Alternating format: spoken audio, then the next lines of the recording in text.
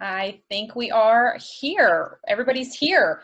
My name is Summer Wyatt Bacharach. I'm the Executive Director of the Parelli Foundation, and I am so grateful to have with us this evening for the second part of the Three Factors webinar series, Letitia Glenn with Natural Horseman Saddles.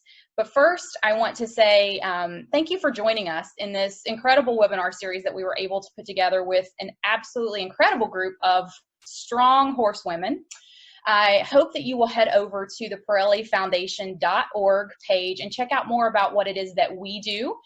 This webinar series is something new that we've thought up with everyone going through COVID-19, and a way to stay positive and keep learning with or without your horses, because we know some people unfortunately aren't able to spend this time with them. So we hope that you'll go over to our website after you see this awesome webinar and check out all it is that we do at the Parelli Foundation and contact us if you'd like to learn more. But for right now, I would like to introduce our speaker for this webinar, Letitia Glenn. Letitia, let's start off with a quick intro about you or Natural Horseman Saddles, whatever you'd like to introduce. Well, how do you do, everyone? And Summer, I would be remiss if I didn't acknowledge the Parelli Foundation and the work you do and your team and your four-pronged efforts that touch our hearts, and it's an incredible project on many levels that you do. And along with everyone else struggling in this pandemic situation where business is hard to run, you're doing a wonderful job. And for all of you who are with us tonight, who are fortunate, as am I, to have horses in our lives as a treasured distraction from this push button reset of our lives we've had to endure. We are really very fortunate people. And for those who are less fortunate than we can honor them and say our gratitudes every day. Okay. My name is Letitia Glenn. I am really excited to own a company called Natural Horseman Saddles, which exists because Linda Parelli said something to me in the late 90s that struck me deeply as something significant to grapple with. She said, boy, most of the time, it seems to us that saddles are torture devices, or at the very least, they're getting in the way of a horse's ability to travel naturally and comfortably. And they're getting in the way of the rider being able to balance, and therefore the harmony between the two is kind of impossible to achieve. And Pat and I take people as far as we can, but it's just frustrating. Well, that struck me, and I thought, oh, well, no problem. I have some time. I'll just run out and find a bunch of saddles that we can bring to the Parelli campus, where you have hundreds of people studying every breed imaginable, every rider level of ability and field of interest. We'll just have everybody test them, and then you can recommend the best equipment for people to buy to have harmony with their horses. Sounded easy. It took several years to realize that was not going to be possible, because the fascinating thing was every saddle maker seemed to have a basic concept that you custom fit the horse's back while it's standing, and everything will be hunky-dory when it's moving. I myself, when Linda said that, said, oh, well, it's no problem for me. I have a custom-made saddle. I hauled my horses over 2 mountain passes to make certain that they had the best opportunity. And long story short, they didn't, because when we started observing how horses travel, and everything from the expression on their face to the quality of stride, we could see that their bodies changed dynamically with every step. So how could we fit that? Took many years. The biggest segment of our 20-year journey has been focused on the development of that equipment, which gratefully turned out to be therapeutic equipment by the time we got it right. And now the latter part of our 20 years has been focused on how do we help people take advantage of what we've learned and know that it's really much more simple to become their own saddle fitters than they ever would have dreamed possible. Our mission now is to empower riders to stay connected with their horses by understanding what it takes to do that. Did I make that kind of a long story? Did I get to your point? You did get to the point, and I think it's a great introduction because, you know, everyone here is, I'm sure, heard of Natural Horseman Saddles. You may be riding in one, but it's really interesting to know the background and to realize why all saddles are not equal and why we need to be really thoughtful about what we put on our horse, as we just talked about before this webinar started, Letitia. So you've talked a little bit about how and why and the introduction. So what are some general horse performance issues that can be caused by poorly fitting saddles? General horse performance issues include, of course, lack of quality of strides, unhappy horses, behavior issues that you might notice. A simple thing in cultivating your eye to assess whether or not your horse is comfortable under saddle would be to watch it travel and watch the head and neck and see, is it nodding up with every stride, even at the walk? And if you feel it yourself in your own body and just think, all right, if my head were nodding up, I would be feeling tension in the back. I would be probably hollowing my back. My belly would be falling forward. If my belly is forward, my back is hollow, my head is high, I can't get my knees to my nose and climb a mountain with my backpack. So if you translate it to your own body, just as Janice Dulac explained last week so effectively, you did a great job, Janice. If we want our horses to do something in their bodies, we need to understand what we're doing in our own.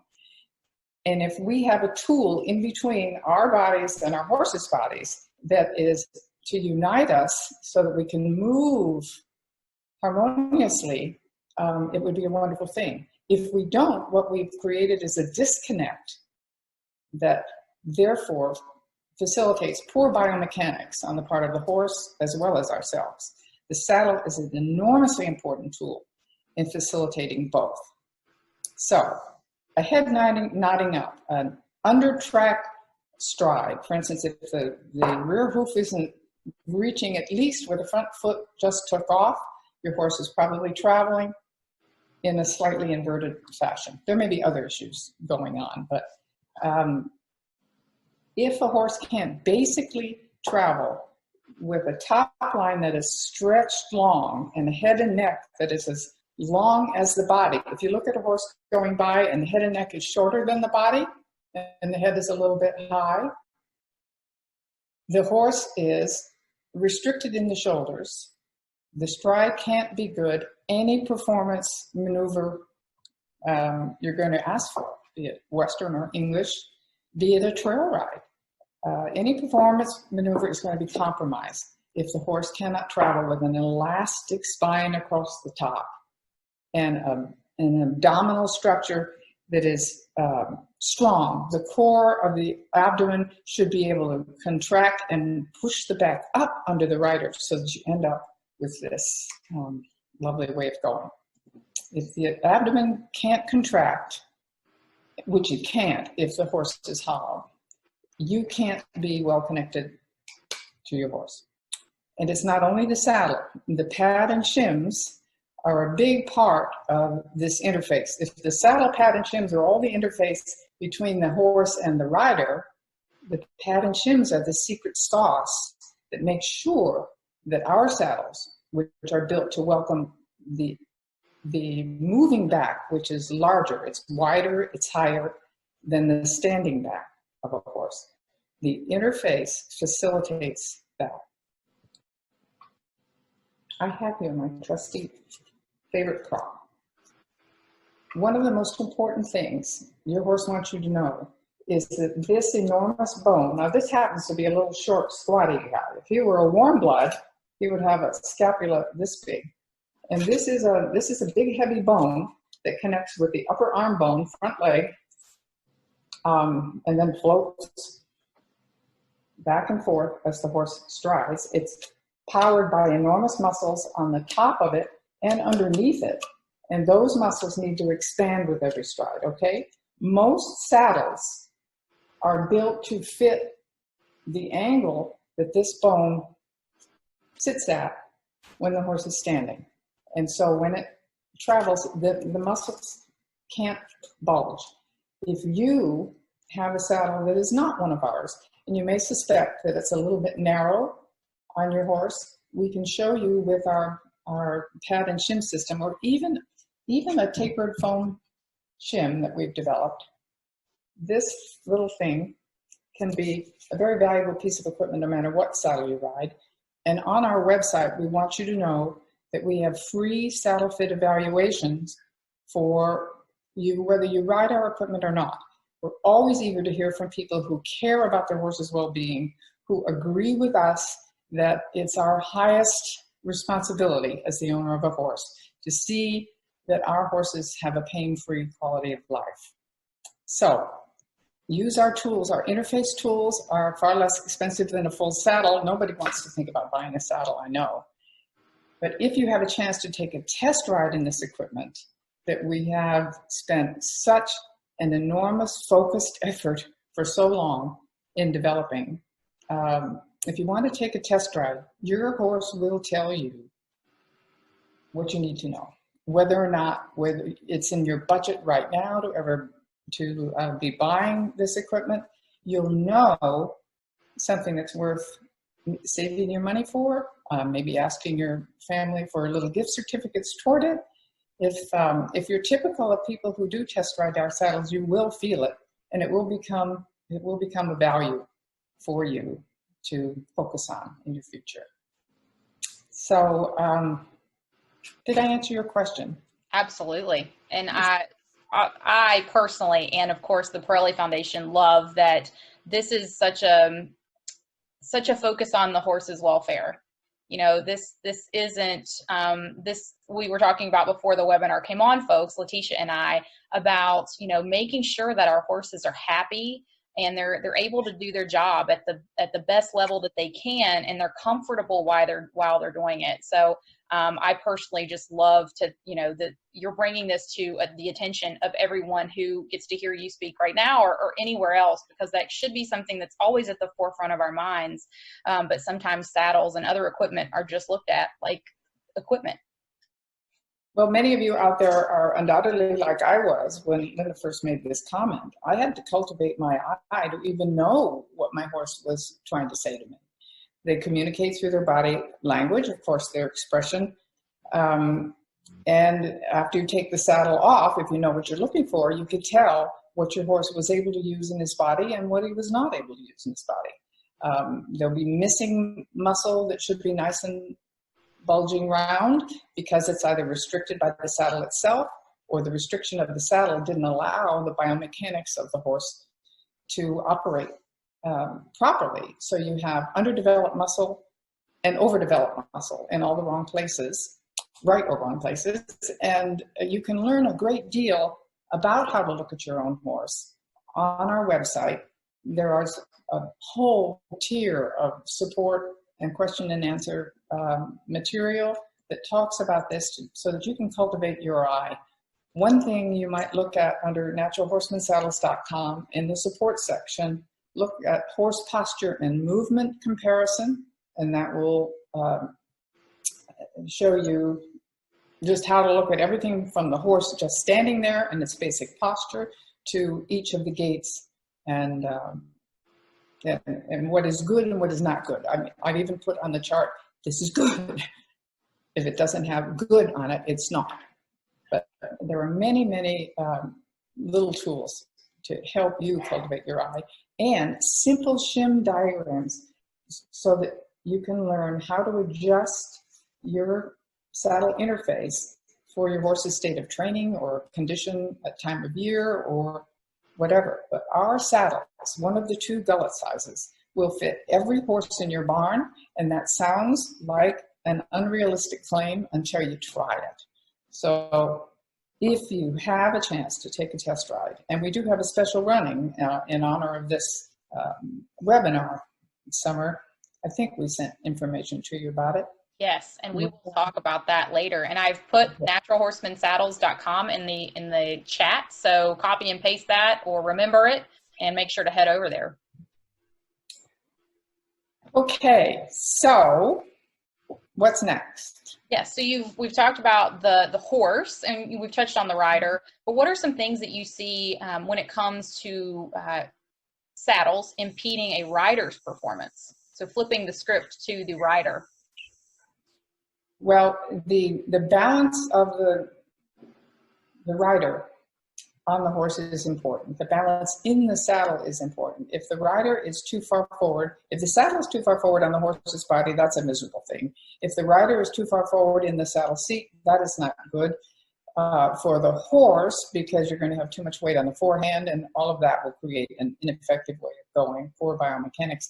But the rider is not going to be as secure when the horse stops, hopefully on its hind end rather than on its front end.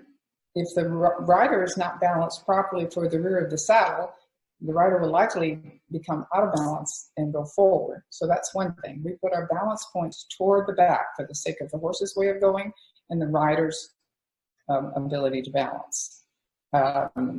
Your weight carried in the saddle on the back edge of your seat bones is essentially the most effective, balanced, ready for martial arts security position. So that would be the basic thing. We have made our saddles accommodate the horse's body rather than being built like many saddles are, particularly English saddles. You can look down a row of saddles in a saddle shop and say, was that really built for a horse? Or was that built for a Rottweiler? Or worse yet, a greyhound dog? I mean, underneath a saddle, very often there isn't enough space for a horse's body. It's just astounding that they're good. And many of them are built that way by saddle makers so that they can keep the rider comfortable easier, so that the rider doesn't have to spread very wide in the crotch. But if we balance the saddle seat just right so that the rider can be on the back edge of those seat bones, it doesn't feel wide at all, and yet there's plenty of room for the horse. That was tricky to do. We got it for the horse first. That was our primary objective, but we knew that horses don't get to write the check for a new saddle. We had to have the riders very, very comfortable, and I believe we've done that. Yes, they do feel a little wide at first. Some of our models particularly, a little bit, but not uncomfortably at all. As a matter of fact, they feel like a wrapping hug around your horse. Anyone who rides bareback knows what that means. I love it. So I tend to wander, I think. I'll get better at this summer. Did I stay on track for you? You are fabulous at this. Andrea will shoot me. Okay, so still going with the rider. Every rider is different. How do we ensure that we have the right saddle for them, for the rider? For the rider, well, of course, first of all, the saddle has to fit the job the rider wants, right?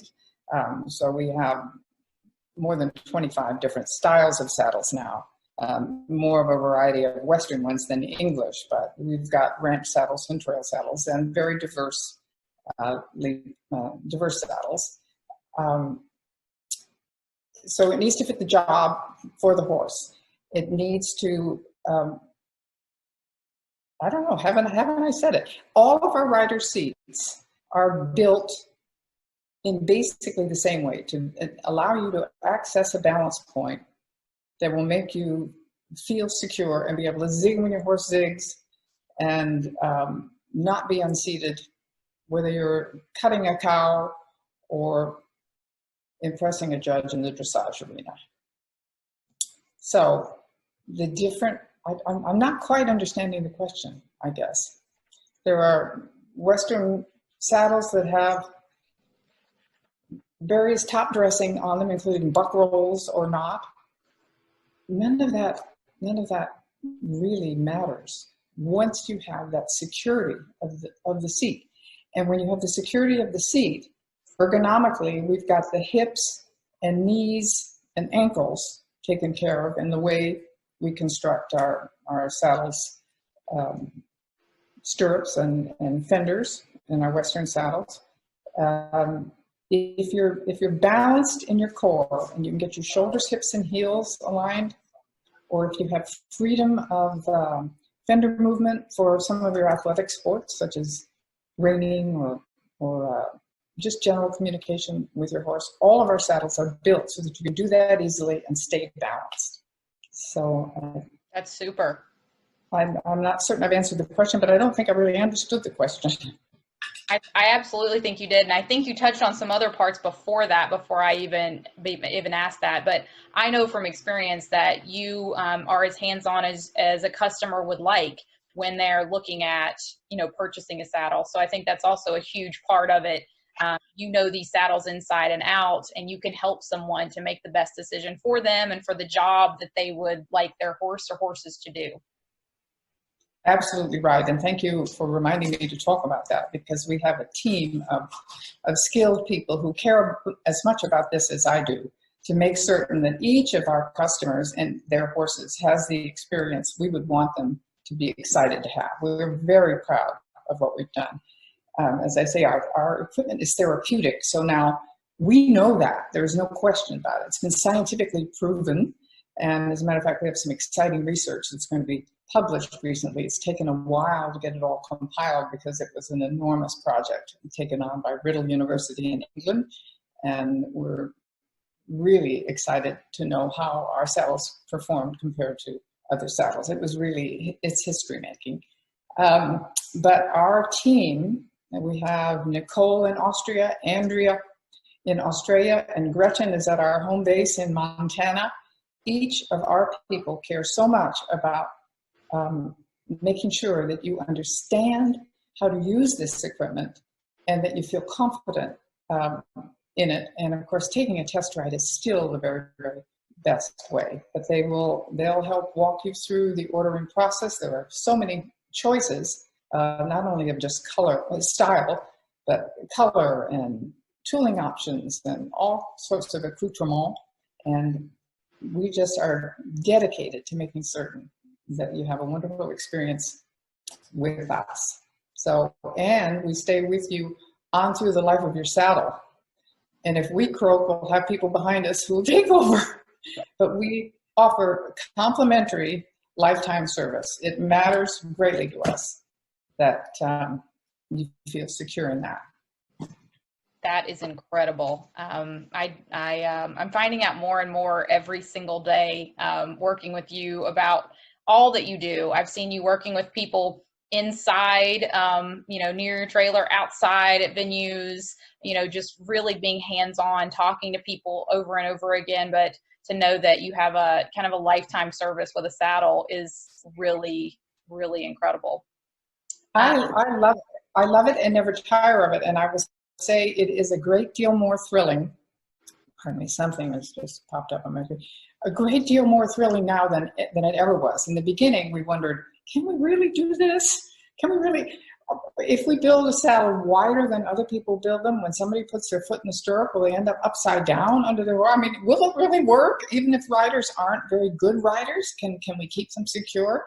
Now that we know this equipment works so well, we are driven to help prove it to everybody, and it's not tiring at all. It's thrilling, really thrilling. That's amazing. So you've already touched on your shimming and your pad system and things, but I want to get a little bit more detailed because saddle fitting is a very detailed topic. What is something that people can do to change their existing setup right now and improve it? I know you've talked about shimming and you've talked about other things, but just another chance to talk about people that currently have a setup, but maybe they need to change now. Your horse wants you to know whether or not he's restricted in the front end. The most simple way for you to know if there's excess pressure on his forehand, which is going to therefore cause compensatory way of traveling and adjustments all through his entire body. If the shoulders are restricted, you need to do something about it. So once you're all saddled up, say you're standing on the left side of your horse, use your left hand and reach in up along the bars underneath the saddle and pad along your horse's body. If you can't get your hand in there, please do something about it. Your horse can't be happy traveling. What you can do is have one of these foam shims. We have thin ones and we have thick ones. We have a couple of different shapes. I won't go into that now unless someone asks me in this webinar, of course, but because there's so much material available on naturalhorsemansaddles.com in the support section so that you can educate yourself. Plus, we have that free saddle fit evaluation. So just send us the pictures we asked for, and we can tell you exactly where to put what shim. But anyway, a shim, see how this is thick on one end and tapered thin on the other, and it's just the right density of foam. We have these made in Germany. It's a very special foam. If you tuck this underneath your saddle on top of your pad, or if you use one of our pads, which are also autodynamic, wonderful therapeutic pads. They help even a pinchy saddle feel much better to your horse. But if you don't have one of our pads, if you have a shim that's tapered like this, you can tuck it under the saddle fairly far back. Everybody needs to know where is the back edge of this scapula when the horse is standing, and where is it going to travel. If you lift your horse's leg forward and feel back there behind the scapula, you'll feel where the muscle kind of drops off. That's the thing you need to protect, is that range of motion. So if you put a shim behind that backswing point, or right at the backswing point, can you see how that would lift pressure off of that action? Because if I can't get my hand in here when the horse is standing, there's no way this can be comfortable. So in order to lift pressure off of this, a shim is necessary, even in a pinchy saddle. Does that help? That's the simplest suggestion I can make. Make sure you can get your hand in under there, and the shoulders have room to move. I think that's super helpful. There are other things, but that is the biggest thing. That alone will help your horse have a chance to nod his head down and stretch that top line rather than travel like this. I think that's super helpful, and I think all horses would agree with me on that as well. Okay, so I've started asking in the comments for some questions, and those are coming in, but I have one more that I have for Letitia, and then we're going to talk about the amazing promotion for you guys that are joining us. So to wrap up, what are the steps for people to ensure that they have the right equipment? You've gone over, some things, but are there other things that you would recommend to people, including your test ride or including your saddle fit evaluation? The saddle fit evaluation, we will recommend what position and what combination of shims. Perhaps you need something like this that offers a little bit more support. If you've got a horse that's more downhill in front or has wasted muscle, we shim for 3 reasons. 1, you want to make sure you've got scapular range of motion. 2, you want to make sure that the rider has good balance point. And if you have a downhill horse, that's a bit more of a challenge. And 3, if you have muscle atrophy issues. So tell us, what sports are you interested in? Do you have issues such as a sore shoulder and you want a lighter weight saddle? Do you have a job that's very specific that you want your saddle to help you perform best? What do you want? And here's pictures of we want to see a picture of your horse naked. We want to see a picture of your horse with your saddle on and no pad or shims. Then we can see how your saddle is balanced. And if we can do something to help, then show us what it looks like with your pad and or shim set up the way you use it. Then a picture of you in the saddle is a big help. Oh, and there's one more that's really important. Your horse standing naked with all 4 feet flat level, head up, then tickle aggressively the belly, and that the horse will contract his abdominal muscles and push his back up. And we coach you as to how to do that. But if we can see that picture, we have some idea how strong is the horse's abdominal structure, and how strong is the back, and how high up does it come, and how can we best connect the to that horse in that particular musculoskeletal condition. So, did I answer your question?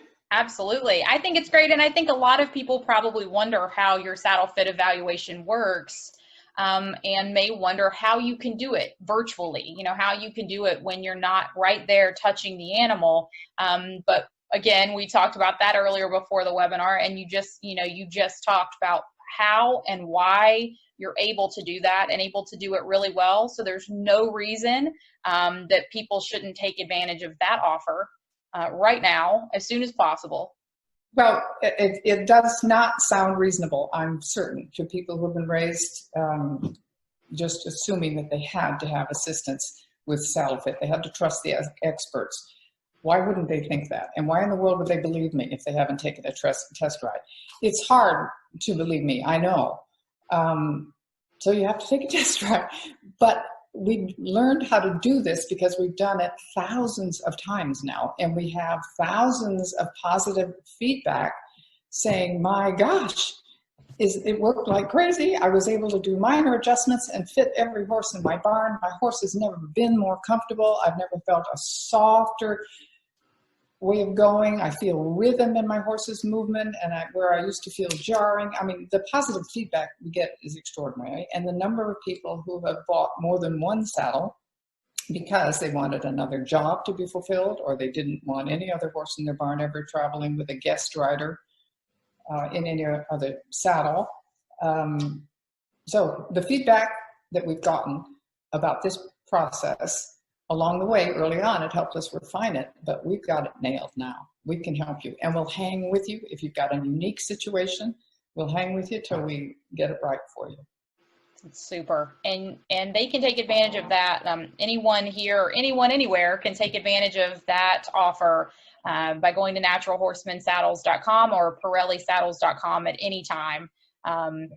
But we also had advertised and want to talk about a special promotion just for those of you who are joining in to this webinar and participating. And someone's already asking about that. They're chomping at the bit about it. So let's go ahead and tell them before they riot about this extra promotion for this webinar. Very truthfully, we can only do so much. The cost of shipping is exorbitant, and the saddle is a very heavy thing. We normally charge, within the continental United States, $150 for this, and that covers the shipping of all the equipment, including pads, shims, cinch, whatever you need, to your destination and return, plus all the help we can possibly offer you. And that's normally $150, and this promotion is going to be half price on that. The outside of the continental United States, unfortunately, we do have some limited test ride opportunities through Nicole in Europe and through Andrea in Australia, but it is quite limited due to, in Australia, primarily the shipping issues. But there are a number of reasons why it's very difficult to do outside the continental United States, and I'm sorry about that. Hopefully we have enough saddles among the customer base globally. You can find one to borrow, to take a ride, and there's nothing like feeling it on your own horse. And when you can be confident you've got it set up properly, which we can help you do, it's worth it. So half price on the test ride process, and I believe the code for that is Parelli Foundation. That's right, all one word, and I've just put that in the chat for you guys. If even when you come back and watch this recording later, you'll be able to find that. So again, promotion for this webinar through Natural Horseman Saddles is half off of a test ride to anyone in the continental US. And so that code is Parelli Foundation, all one word, and that information is in the chat if you want to write it down or copy it. So that's really, really exciting. Now, I think we'd like to take some questions from the audience, and we have those pouring in, which is really exciting too. And Linda Pirelli is on. She says, Leticia is so knowledgeable and skilled. Something so many of us don't realize about prey animals is the emotional effects of feeling trapped by a saddle. When it's tight and pinching, the horse's heart rate tends to increase and they get in a defensive mode. We've seen horses not just relax physically, but emotionally too. to the point of not spooking or misbehaving in the arena. And I know a lot of people who are competitive that is music to their ears. So think about that. Thank you, Linda, for mentioning that. That is, without Linda and Pat's program to help us get our horses calm, connected, and responsive, we would have nothing when it comes to saddling time. So it's a darn shame if once we have that beautiful opportunity with our partner to put an impactful piece of equipment on and disconnect us from that relationship is a really sad thing. So yes, and we've had many people say, oh my gosh, I thought my endurance horse was just a spooky, high-headed runaway mess. I didn't realize it was the saddle equipment getting in his way, making him feel unsafe for the whole journey.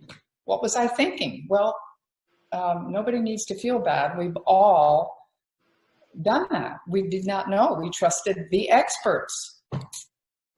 So now we've said for years, we're not the experts about saddles until we have the horse's approval.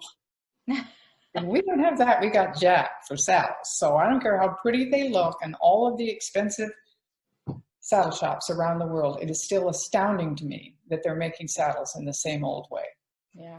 I can't believe we're not going to have more and more influence with the saddles we get out there one at a time, with more of our customers telling their stories. Well, speaking of customers telling their stories, Janice Dulac also said, I can attest to what Linda just said. My horse was so spooky until I rode in natural horseman saddles. I would have never gotten to 4th level without your saddles. So. Thank you, Janice. If I ever have a smoker's chance of getting to 1st level dressage, what you are teaching me will help my horse. I'm so grateful. And this is really a great series, Summer. Good idea. And speaking of Janice, for those of you who are on right now, we do have her recording from last week available on our Facebook page, on our YouTube, or you can contact me and I can send you the link directly. So if you missed that, you want to make sure to go back and see it. Okay, so our first question from our audience, Margaret is asking, I purchased a Natural Performer saddle about 13 years ago. Is that saddle the same as the Natural Performer on sale now? If not, what are the changes and why? We have not changed the Natural Performer. So it is the Natural Performer. Our original saddle was the Fusion. It was a wooden tree. It was a wonderful tool compared to other saddles out there. But when we added the component of the flexible bars and ground seat, it took it to the next level. And that Natural Performer design is still the same. And that saddle will be good for a lifetime. I'm sure that's music to her ears too. Yeah. The next question from our audience, I have a Carry Me and use the original TheraFlex pad and felt shims. Aloha is happy and so am I. Is there an advantage to the foam shims, I guess, compared to the felt shims? The felt shims were our first, once we realized it was important to set the saddle up for success, utilizing a shim. And here's why. If you're going to build a saddle to accommodate the moving horse, it's going to tend to flop forward because it's essentially a little too big for the standing horse, okay? So you do have to prop it up to preserve room for those shoulders to move primarily. And the medical felt was the first of our evolutionary development of this shimming process. And the medical felt was better than nothing, and we put them in the wrong position compared to what we're doing now. We've learned a lot along the way. They're still better than nothing, but here the primary problem is they're as thick on the front as they are on the back, which means you've got a hard edge where you don't need it. You need a nice smooth transition into the horse's body in order to feel good to the horse. And particularly if your shim is in an area where you're actually sitting on it, that's a bad thing. And you need the shim to be far enough back, as I mentioned, back at the scapular backswing point in many cases, far enough back to do the right kind of good. But if you've got a hard edge a little further back where you're sitting, you can imagine that wouldn't be as comfortable as you'd like. Does that answer the question? Also, the resiliency of this foam is just a delicious closed cell foam. Here's the taper you can see. It's a closed cell foam that has just the right resiliency to help encourage muscle redevelopment and just connect autodynamically better. The felt is a little dead. I think that's a super explanation of the two and a great question. Thank you. Let's see, what's next? Okay, so we have one. My horse is overweight. I have your saddles and pads. Do I still shim even though I struggle to keep the saddle on? And that's from Chris. Well, overweight and round like a barrel is a challenge. There's no question, particularly if they're, you've got a mutton withered kind of horse. The rounder horses, now, and if you've got a situation where the withers are lower than the croup, that's another challenge because it's hard to get the rider's weight back and off the forehand when you've got so much weight on the forehand because the saddle and rider is downhill. So you need a shim to lift the rider position to be better. And if the horse is really, really round, it is a little bit tougher. We would encourage you to experiment with perhaps at least our half shims. If you haven't given us your saddle fit evaluation pictures, this wasn't Margaret, who was it? Chris. If you haven't sent us, Chris, if you haven't sent us your pictures, it's hard to give you some suggestions. One thing for sure, if you have an air pad, you would want to ride with very little air in it. We've also found that for downhill horses, very often this long shim that is tapered on both ends seems to serve a roly-poly lateral instability situation better. I mean, if your horse is downhill and you need at least this much lift, but it would help if we could see your pictures, see where you're currently putting your shims, what you're doing, and we'll make recommendations for improvement. But I remember when our first saddle came out, the Fusion, and I was stepping into my stirrup, and I said to Linda, "What can I do that my saddle is starting to roll as I get up?" She says, "Jump up there more athletically." So there's that too. Use a mounting block, and just to use as little shim as you can get away with so that you preserve that scapular range of motion, and as little air as you can get away with will keep it a little bit more stable. But I can't say too much until I see how downhill you are, and we can send you a diagram and have you try it, and we'll hang with you till we get it right. And meanwhile, you work on your balance and do all you can so that you can stay in the center. Awesome. Thank you, Letitia. So another one for somebody who already has one of your saddles. If I did not get a horn originally on my cruiser, can I get one added now? Oh boy, I'm sorry, that just really won't work without tearing the saddle completely apart. Replacing a fork, you could. It would be less expensive probably to get a new saddle. I suppose you could screw some sort of a device on there, maybe a metal thing. You want something to hang stuff off, like saddlebags or a rope or something like that. There's a cleat, maybe a boatman's cleat. Screw it in there. No, I hadn't thought of that before, but that's great. Well, good food for thought there. A couple of more really, interesting questions. So one, hi Letitia, Liz from the UK here. What is your view about cinching or girthing tight? I don't like to cinch tight because I feel this will restrict, but obviously I have it tight enough for safety. Right. Safety first, of course, Liz. And I too like to ride with without choking my horse to death with the cinch.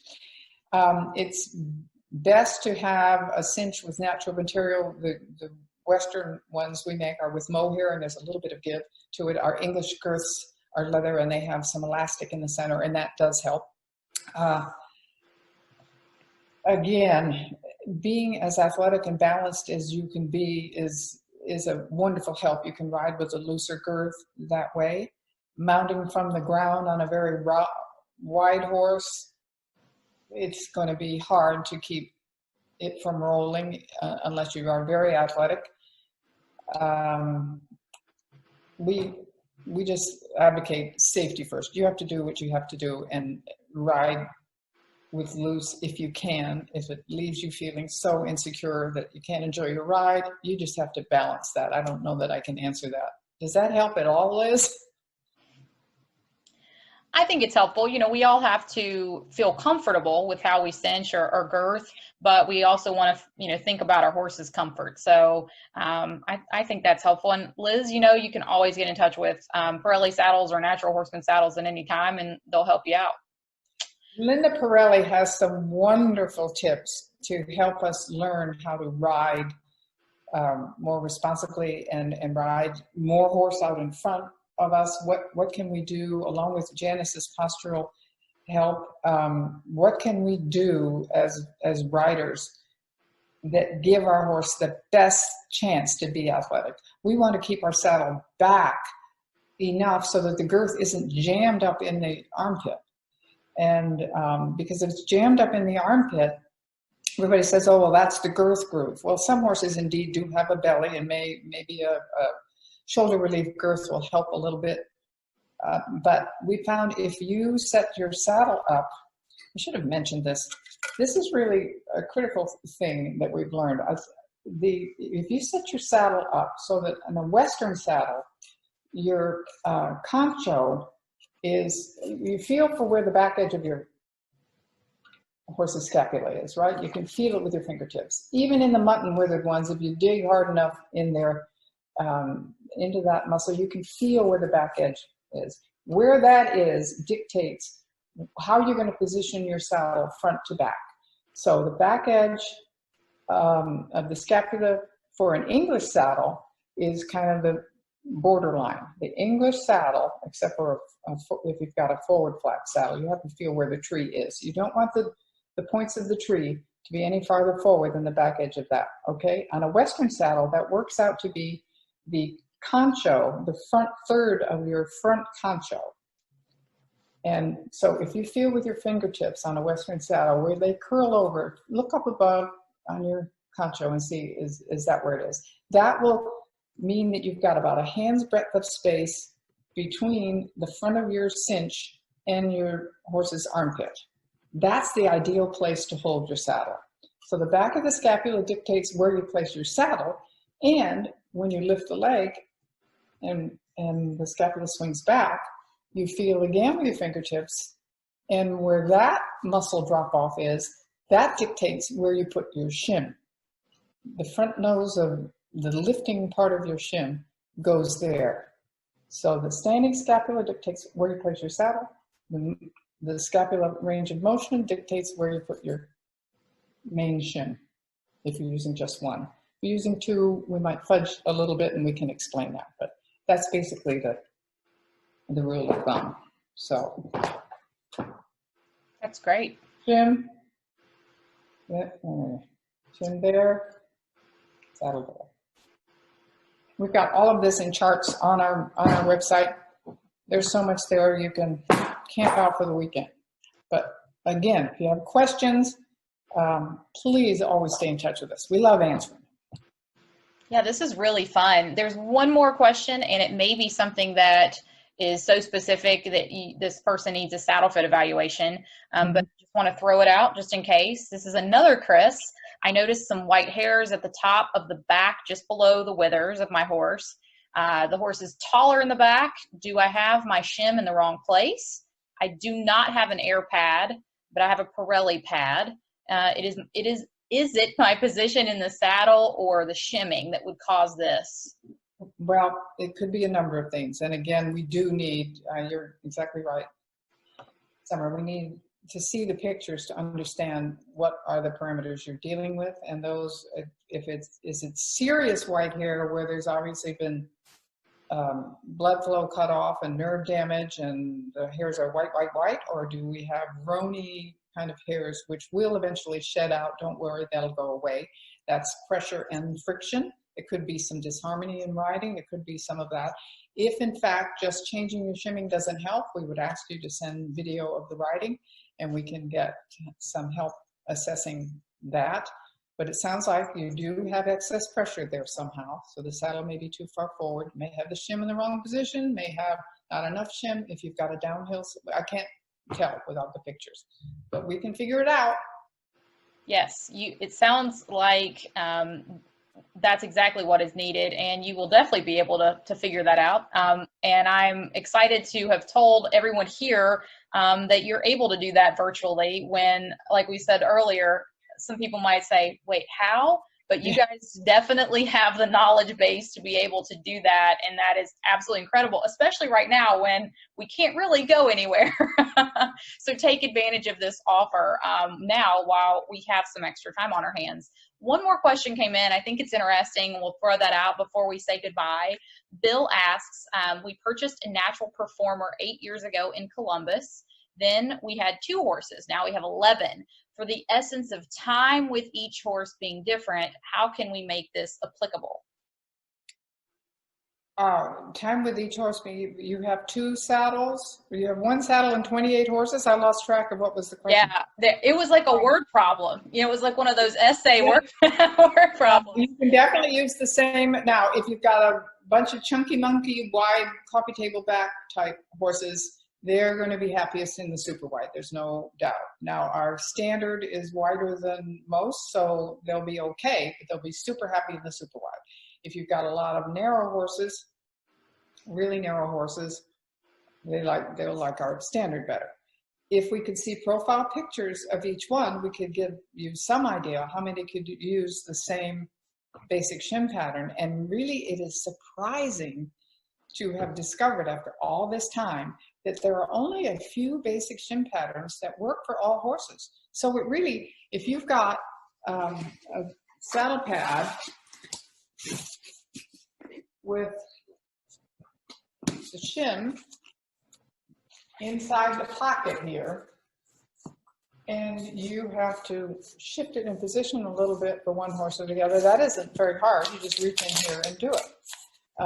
If you're in a hurry, you can just put the shim right on top of the pad under the saddle and adjust them. Once you learn the basic principles about where the shims need to go to protect that scapular range of motion, in a lot of cases, it's the same pattern. You don't have to do much work. But if you've got radically different horses, I mean, I can't answer the question without seeing them. Did I help you, Bill? I'm sure you did. He might pop back on here and answer that, but I think that was super helpful and thoughtful. You know, 1 saddle for 11 horses. Of course, there's going to be some discrepancy between one or the other, but you know, you've made it clear that it's definitely possible. It's likely for all of them. If not, there's a way to figure it out, right? Right. Okay. Well, that was all of our questions. Oh, he said yes, thank you. There you go. That was all of our questions from our attendees, which I'm just so grateful for all of those awesome questions. That was really fun, and I learned a lot. I want to say, first of all, thank you so much to Letitia for being a part of this and actually sparking this idea for the 3 Factors of Riding Success series. The blog that inspired this series is on the naturalhorseman.com, naturalhorsemansaddles.com or parellisaddles.com blog. It's what spawned this entire series with Janice Dulac, Letitia Glenn, and next week, Linda Parelli. So please head over and check that out. It was in the email that the Parelli Foundation sent out, but I realize you may not be on that list. So head over to naturalhorsemansaddles.com and check that out. Very interesting and very thought-provoking for our horses and ourselves. Also, make sure to check out ParelliFoundation.org. We do incredible work, if I do say so myself, and this series goes right along with the harmony that we want to create for more people and for more horses in the world with the work that the Parelli Foundation does. Letitia talked earlier about horses being happy and living their best lives, and that's something that we focus on in one of our program areas of horse welfare, which we are getting ready to give out our 2020 grants for that program. So we're currently raising funds to be able to do more good through that program. So check that out, and please always know that you can reach out to us with questions about what we do or how you can help or how you can be a recipient of one of our grants or scholarships.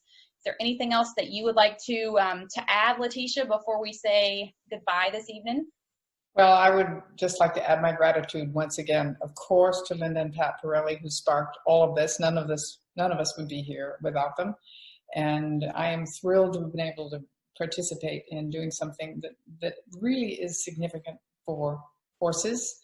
And I'm grateful for my team. I think it was our Andrea Gibbons in Australia who suggested this series. It's an excellent one. She has her eye on social media and what resonates with people. And Gretchen manhandles our test ride situation, our entire program out of Montana, and it is one Herculean task, as well as her customer relations skills that are magnificent. And Nicole Migic in Austria, who coordinates all of the information, plus our customer service. I'm so grateful to have a team like this and feel like we're making a difference. And it's the horses who tell us we are. It's not that we don't believe the people. Well, that says it all. Thank you all. And thank all, oh my gosh, Parelli instructors down through the years who helped us test all of this and prove these theories, and each and every one of our customers who test this. We love it when you give us challenging questions. We know we've got something meaningful for you, and if we're not serving you perfectly yet, we'll find a way to get there. So please stay in touch. I think that says it all, how this is such a passion project for you, and it is spawned into something that is just amazing. You have such an incredible team, and I'll tell you guys, Letitia and her team and her brands are so helpful to the foundation. Anytime we put our little hands out, they say yes. So thank you so much for your support of the Parelli Foundation over the years. It's so wonderful to be part of such a group of people who believe in horses and also in each other and the harmony that we can have with one another through this natural horsemanship way of thinking about things, whether it be with our horses or anytime we're experiencing anything in the world. So this has been a lovely webinar series, and don't forget, next week we will be hosting Linda Parelli on Thursday evening. Look out to our social media and our emails for more information on that. Thank you, Letitia. We're so appreciative. Thank you. It's been fun to stare at your beautiful face this entire hour. You are too kind, too kind. Bye-bye, everybody. Bye-bye. Thank you, everyone, for joining us. We so appreciate it. Stay safe out there.